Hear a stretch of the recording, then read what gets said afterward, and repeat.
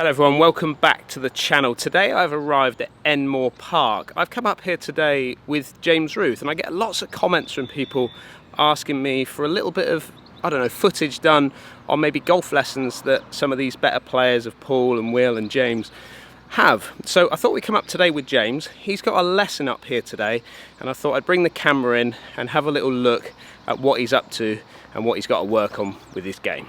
Let's go meet up with James and see him on the range.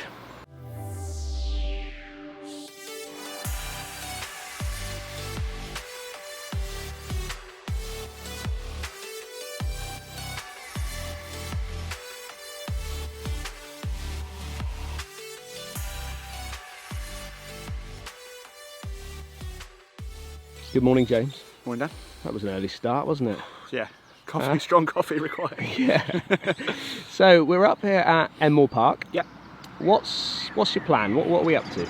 I've just started seeing a new coach, Alex Clapp. Coming up for my second session with him today.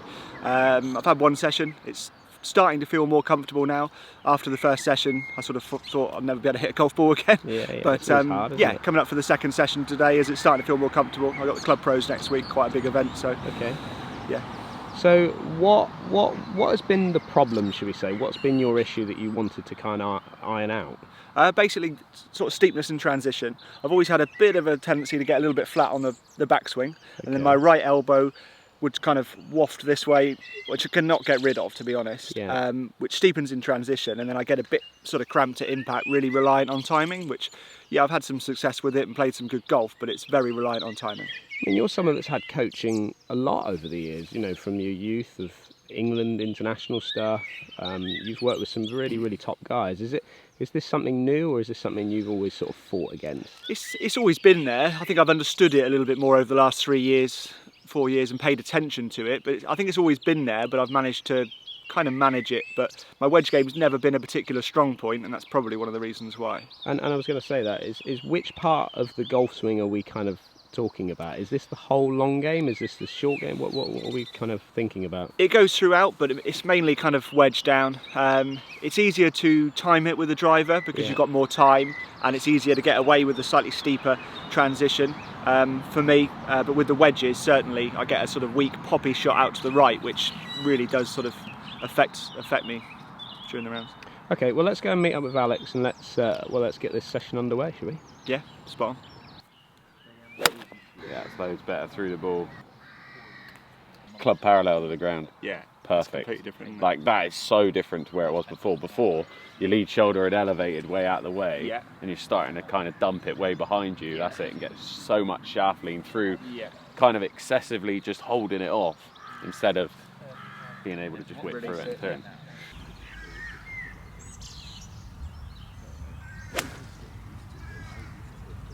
Takeaways are load better. Yeah. Still a bit lifty. Still slightly steep. Yes, well, that's just because it gets a little bit lifty here. Yeah.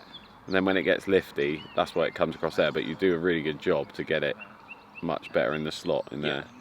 But the only difference is you seem very much over on your toes as well. Right. So that's not going to help with trying to get some kind of hands a little bit deeper. You're going to want to elevate because you're a bit toe biased. Address. Yeah. Yeah, okay. It's something simple really, but you can see that you're kind of very much leant over instead of just getting back in your heels. Stand up a little bit. Now that's why you sometimes come through it and just do a little bit of Back this up, because you're trying to find where you're balanced and where your balance points are. Because if you stayed there in your toes where you were at address, you'd fall forward. So that's what that little back up does. Yeah, that'll be the one. So now just try and feel like you tuck your ass under a little bit more and don't stick it out as much. There you go. That'll help you get a little bit more in your heels as well. So literally you can see your heels are off the ground. So set up to it, get into the ball. Just feel like that just tucks under a little bit. Yeah. Yeah, so it's just more neutral rather than being stuck way out like that. Yeah, get you. You can see that you're over in your toes as soon as you do that. I don't want it to sit underneath you, I just want it to be just literally neutral. That's it, that's much better there. Good. I prefer you to fall backwards as well, like that. Because the way you need to look at it is your toes are your brakes and your heels are your accelerator. Yeah. So as soon as you get in your toes, you're going to want to back up and find where you're balanced, whereas if you stay in your heels, you can actually stay down and rotate through it. Yeah. And that actually helped with your depth then to the top. So what is that device he's using there then, Alex? One of his own. What is it though? What is he It's doing called a with learning it? rod. It's just a balance rod. Yeah, Right, it's a balance okay. rod. It's just Basically, it's like a bit of foam you can get from B&Q or whatever. Okay. But basically, if you stand on that, Yeah. you'll feel where your balance is, kind of at address. So you can kind of, it's quite difficult to balance on and hit shots off. But So you're saying that he's sat on his tiptoes a bit too much? because he's excessively on his toes. Yeah. Okay. His tendency then, because his balance of his setup and everything is a little bit out of whack, as he'll tend to elevate to the top because he can't keep turning from there unless he kind of stands up. Yeah.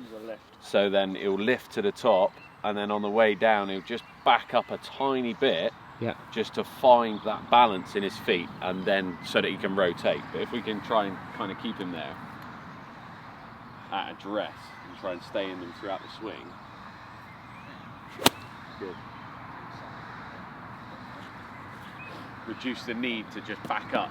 Yeah. That's So all this that- device just gives you a bit more sense Gives as to you- where your feet are, the balance points of your Correct. feet. Yeah. So you need to feel it obviously through the centre of your feet. I can feel when I get on that I'm kind of more towards my toes. So Yeah. I almost feel like I need to stand closer to it Yeah, and then sit and back. then sit almost back into my. So although it may look minimal, the difference between these two swings, you can see how he's more balanced in the one on the right, and the hands have moved a little bit behind him. Yeah. So he's got his hands a lot higher. Yeah, in that something far right something one as simple as doing that helps him just get the hands in a much better position at the top. Okay. So you can see the elevation of that trail elbow Yeah. compared to no elevation there on the right. Yeah. You've just turned there. Yeah. And that's why the left one goes long, because you lift, whereas the one here you've turned more because you're in your heels. Yeah. Simply, that's what it is. Yeah, it was loads better. And it's something that, a little bit of a tendency of yours, to be fair. Yeah. But nothing major. So you can see how he's loaded his right glute better in this image on the right. Okay. Compared to here, you can see his right hip's kind of shifted forward. It looks very minimal on the camera. Yeah. But this, you can see that the hands have elevated more, made the swing longer, and that trail elbow's elevated too much rather than turning and staying behind him. And ultimately, so what is that going to do? What are you trying to achieve? It's with basically, it's going to stop him from coming down excessively steep Yeah. on the way down and then having to back up to just save the shaft at impact.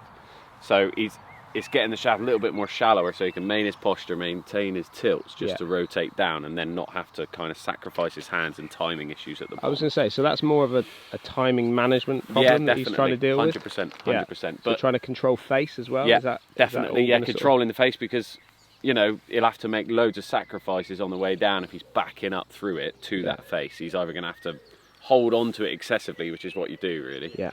or one that you don't do is flip one left just as you back up, because as soon as you lose your posture and you back up, you've got to do something with your hands through the ball. And it's like anything, isn't it? If I walked over to you and pushed you, Yeah, 100%. and you lose your balance, the Yeah. first thing you're going to do is use your hands to control just yourself. kind of control yourself, 100%. So if you didn't have this learning rod, so let's just step off it a minute. Yeah. So if you were in your toes as before, so set up as if you were in your toes, you could literally just nudge him and he'll just go. Yeah. Whereas then if you stand on the rod and you get way more in your heels, tuck that under a little bit.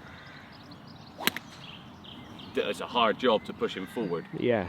So we want to really exaggerate that. And there's other things you could do, like you could put a ball underneath your trail big toe. Yeah. So set up to it, and you're not going to hit a full shot with this. Lift up your toe. Right. Now swing to the top and just freeze. There you go. See how much more loaded that is in that right You glute? can feel that. Yeah. So don't be scared to just let it go a little bit more as well. There you go. Good. Don't hit a full out because the ball's not going to give you much leeway on the way down. Good. Much better. But even the few shots, I just hit 2 after that. I felt like I had so much power through the floor. Yeah, and that's the difference. Look, it's because you're in your heels. like I said to you just now, your heels are your accelerators and your toes are your brakes. If you're in your toes, your body has to stop and your hands have to take over. Whereas if you stay in your heels, your body can keep going and your hands can follow. Good. Much more rotational through it as soon as you get I feel like I can hit that really hard. Yeah, and you can hit it harder because you're not having to do anything to your hands.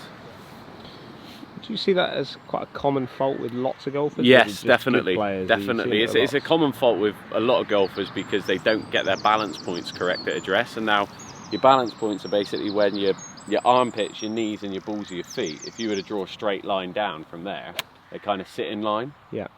Whereas if you get excessively too much this way, which is what you see a lot of golfers do, they've got too much kind of front bend and they're too much this way. That's why then you'll see golfers early extend and move backwards because they have to balance. If they don't balance, they'll just keep falling forward and won't have much chance to kind of move. Yeah. Loading that trail heel is a big thing, and it's a big thing that you see on tour that a lot, 90% or the majority of tour pros load that trail heel correctly and get into it rather than staying in their toes and not moving their hips. Yeah. Power move is what it is as well. Good. How's that feel? Does it feel different? Yeah, definitely. That's better. Pelvis is much more neutral. Good. Exaggerate that turn to the top for me a minute. Good. Much better. There you go. So much more power in there. Yeah. Would you say this is an area that you've struggled with, James, as in face control over time? Basically, I've definitely had a lift in the backswing, but certainly the steepening on the downswing, that's something that's plagued me for probably 8-10 years. Yeah. And it really harms the wedges. Driver, I kind of save or rescue it quite well, but certainly with the shorter irons, that's been one of my weaker. So if you're practicing a lot, you can manage it better? Yeah. If you're someone that doesn't necessarily hit lots of balls, then he's going to struggle to manage that. Yeah, 100%. I mean, anyone with a steep shaft in transition is going to struggle. You've got players at the top level, like James, that can manage it because they practice, because they work hard at it, but it's such a timing move that if your timing's out, you've got to have so much good face control, otherwise you're not going to really strike it well and you're going to have a lot of timing issues. So the difference with James now is before he got very lifty in the backswing, which causes it to get steep. Yeah. Now we've got him loading and turning a lot better with the hands moving in more. Hands moving in more and rotating, club comes down on a little bit shallower plane, and now, especially now we've got him in his heels, he can open up. So we're seeing this with club fittings then, aren't we? As in, if I was doing a club fitting now with a player, a lot of the time you see this is high handle, isn't it? So you're seeing a toe down situation. 100%. Players that, let's say if they go for a fitting and they see that they are 4 degrees upright or they need 6 degree upright clubs and things like that. Yeah. This is where it's kind of stemming from, or could be stemming from. Yeah, definitely. I mean, the difference is exactly like you said, the handle raises through impact, and the handle raises through impact, which causes that toe down move. Now, the handle raises through impact for a reason. It wouldn't just raise just because you're kind of doing it with your hands. The reason it will happen is because you early extend some, but people they misconstrue what's actually happening, and when you early extend, it's because you've got a real steep shaft in transition, so you have to early extend. So people that come to me and they say, oh, I'm early extending. Now, I wouldn't get that out of you before I'd get the steep shaft out of you, because if you stopped them early extending, they'd hit it a lot worse. Yeah. Okay, early extending sometimes for some people is a really good move, okay, which some people actually misconstrue because it's saving the shot. Yeah, you're giving yourself a chance to hit the shot, because what early extending does is it gets the shaft pitch and actually gets it relatively behind you. So if you're really steep here in transition, all I'm going to do is early extend my pelvis, makes that shaft shallower, simply. But then that's when you get that toe down move through the ball. Yeah. So the only way that you can maintain, they're kind of couple moves and they match up. So if you're steep, it's a good thing to really extend. If you're shallow, it's a really good thing to maintain your posture and open up. Just the same thing as if you're really shallow and you were early extending, then it's way behind you and trapped. So then that's when you need to work moves for that. But you, at the moment, you're now so much less lifty and a lot more turn, So now you're able to just get that club in a lot better position without doing this move and then getting on your toes as well, which is what you said just now.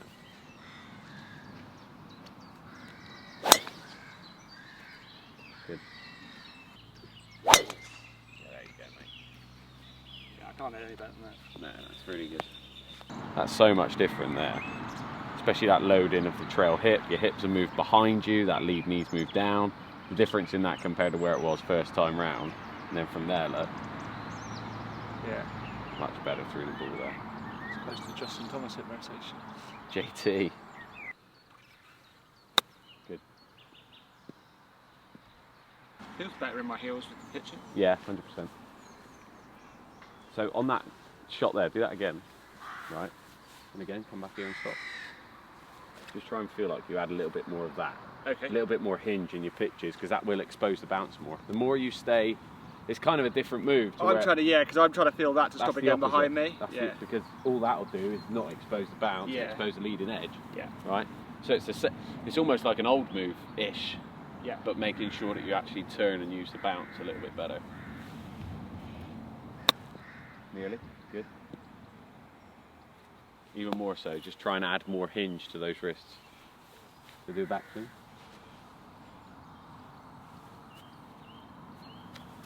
Oh, wow. Good. That's better.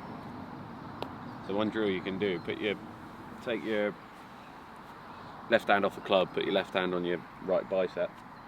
Right, now do a swing. But the elbow's got to see what's happening now. Club's exposing its bounce. Yeah. Good. You heard the bounce then. It wasn't the strike that we wanted, but you heard the bounce. Yeah. So Alex, just explain to the viewers, when you say exposing the bounce, what are you trying to get? What are you looking for from that? A wedge is designed completely different to what a iron is, a driver is, okay? There's bounce to the bottom. It'd be better if I had his wedge, so I'll show you this in a minute. Now, the bounce is what you should actually expose to hit the shot to the floor, whereas a lot of pitching, a lot of chipping has historically been taught to keep the leading edge, keep your hands forward, keep your weight left, and just get that leading edge hitting the ground. But all that does is expose a lot of time into your chipping, a lot of time into your pitching. Whereas if you make sure that the bounce is what's bruising the turf, that's when you can rely less on timing, you can rotate your hub, you can rotate through, and you can start to expose where the bounce is. I'll show you on the wedge now that James is using what the bounce is and how people need to chip with it. A lot of people say they don't even understand what the bounce is. Now the bounce is what this little number that's under the 60 degrees, so it's got 8 degrees of bounce. Now the bounce is this part of the club here. Now that part of the club here is what should actually hit the ground while you're pitching, not the leading edge.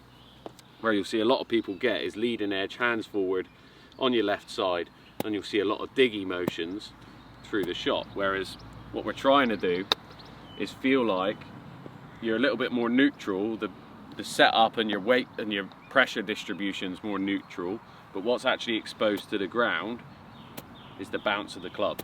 Now, exposing that bounce is just going to help you, especially with consistency and low point control, because you can almost feel like when you expose the bounce, you can almost feel like you duff it, and in actual fact the bounce helps you out, bruises underneath the turf, and there's a coined an old term that the bounce is your friend, so just if it's there, just use it.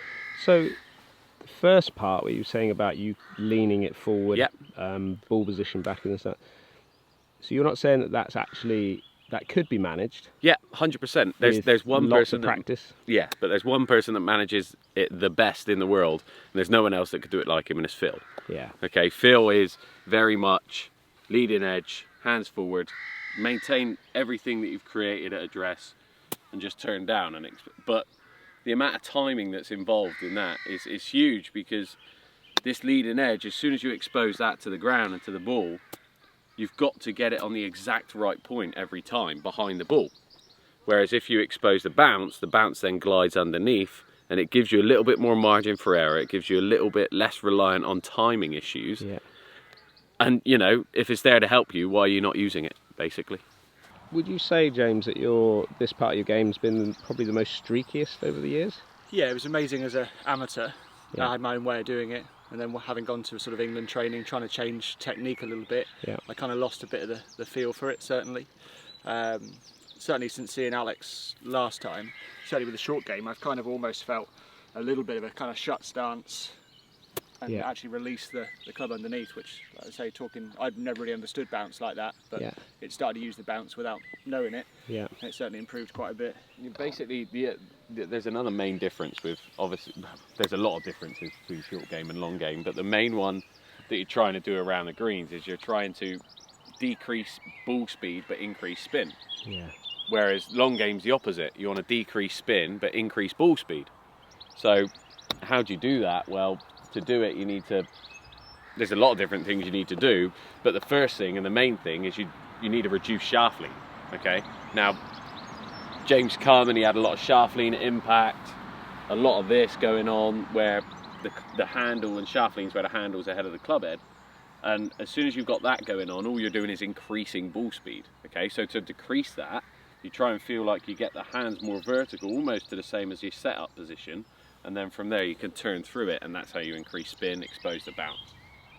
So I actually feel now I could play like a high, soft, almost semi-lob shot with a 54. Yeah, good. That feeling there. Yeah, nice. You can see now straight away that as soon as he gets the impact, he is more there. Okay. Yeah. Now, like you said, it scares a lot of amateurs to feel like when they're pitching, they're here because they just feel like they're scooping it. But the reason they scoop it then is because their body stops and they do this. Yeah. So then you need to just make sure you keep your body turning and turn through it. Use your body in your pivot, and then exactly. So then moving into with your fitting head. Yeah. So obviously James he's put these wedges in the bag, SMH. He's put them in probably beginning of the year. Yeah. Does that need looking at then? Because obviously it's been fitted into wedges that are maybe got yes and no. More bounce. Yeah, probably. yes and no. You get a lot of people that have got it in their heads that they need to go, oh, I need to go as low bounce as possible, when it's not. Whereas you got a lot of the tour players, you know, Adam Scott with his wedges. I was speaking to the Titleist guy the other day. He's got almost like 14 degrees of bounce on his 60. You know, uses I think it's the K grind. K grind, yeah. And you see it and you think, why is he wanting so much bounce? Now, if he's got that much bounce, it's just helping him. Yeah. You know, it will just help him through the shot. I mean, I'm not sure that if this was more around 4 degrees of bounce on his 60, I'd kind of say, hang on a minute, we might need to look at it. But where he's at the moment and where he's delivering the club, it's yeah, exactly. See, he only used 4 degrees of bounce before, so now he's gone up to 8, so we're happy with it. Whereas that's kind of middle of the road, isn't it? Yeah, M grind. Yeah, 8 M grind's kind of middle of the road. You can get 14K. Yeah.